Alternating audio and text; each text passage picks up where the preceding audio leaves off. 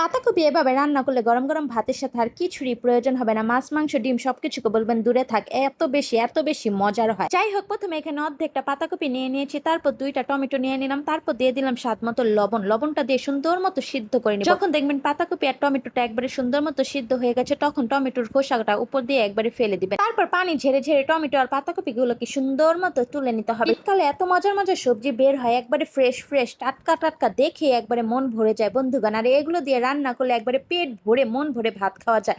এক পদে একবারে বাজি মাত্র। যাই হোক, সুন্দর মতো উঠিয়ে নিয়ে তারপর চুলার মধ্যে আবার একটা কড়াই বসিয়ে দিলাম। কড়াইয়ের মধ্যে দিয়ে দিব তেল। তেলের মধ্যে দিয়ে দিলাম পেঁয়াজ কুচি। পেঁয়াজ কুচিটা দিয়ে সুন্দর মতো নাড়াচাড়া করে একটু ভাজা ভাজা করে নিব। যখন পেঁয়াজটা ভাজা ভাজা হয়ে যাবে, তখন এখানে সামান্য পরিমাণ আদা রসুন বাটা দিয়ে দিব। আদা রসুন বাটাটা দেওয়া হয়ে গেলে এখানে দারচিনি, এলাচ আর আস্ত জিরে দিয়ে সুন্দর মতো আবার একটু ভাজা ভাজা করে নিতে হবে। সুন্দর মতো ভাজা ভাজা করে নিতে হবে বন্ধু। তারপর এখানে দিয়ে দিব স্বাদ মতো লবণ, দিয়ে দিব হলুদ গুঁড়ো, মরিচ গুঁড়ো, ধনিয়া গুঁড়ো দিয়ে সুন্দর মতো এই মশলাটাকে কষিয়ে নিব। লো হিটে একবার আস্তে আস্তে আস্তে আস্তে মশলাটাকে কষিয়ে নিতে হবে বন্ধু। সুন্দর মতো কষতে থাকুক। এদিকে আবার কি করবে, একটা চাকু দিয়ে সুন্দর মতো পাতাকপি আর টমেটোকে একবারে গুচি কুচি করে নিব, মানে কেটে কেটে নিব, যাতে আস্তে আস্তে না থাকে। একবারে সুন্দর মতো কুচি কুচি করে নিতে হবে বন্ধু। যখন সুন্দর মতো কুচি কুচি হয়ে যাবে, তারপরে এটা এক সাইডে রেখে দিব। অন্যদিকে কিন্তু মশলাটাকে একবারে সুন্দর মতো কষানো হয়ে গেছে, তেল তেল ভেসে উঠেছে। তখন সেই পাতাকপি আর টমেটোটা একবারে ঢেলে দিব। ঢেলে দিয়ে তারপর উল্টে পাল্টে একবারে মশলার সাথে সুন্দর মতো কষিয়ে নিতে হবে বন্ধু। যে স্বাদ, এই রেসিপিটা বলে বুঝাতে পারবো না। পাতাকপি একবার হলেও এভাবে রান্না করে দেখতে পারেন। পাতাকপি দিয়ে যে কত রেসিপি করা যায় কি আর বলবো। যারা পাতাকপি খেতে চান না, পাতাকপি কিভাবে রান্না করবেন তা জানেন না, তারা কিন্তু অবশ্যই আমার পেজটা একটু ঘুরে আসবেন। আমার পেজে কিন্তু পাতাকপির অনেকগুলো রেসিপি শেয়ার করা আছে। তো যাই হোক, সুন্দর মতো ঢাকনা দিয়ে 5 মিনিটের মতো রান্না করে নিয়েছি। 5 মিনিট পর দেখবেন একটু পানি ছেড়েছে আর সুন্দর মতো একবারে মশলার সাথে মিশে গেছে। তারপর এখানে কতগুলো কাঁচামরিচ কুচি কুচি করে রেখেছি, সেগুলো দিয়ে দিব। ঝালটা আপনাদের পছন্দ মতো দিয়ে দিবেন বন্ধু। সুন্দর মতো দিয়ে আবারও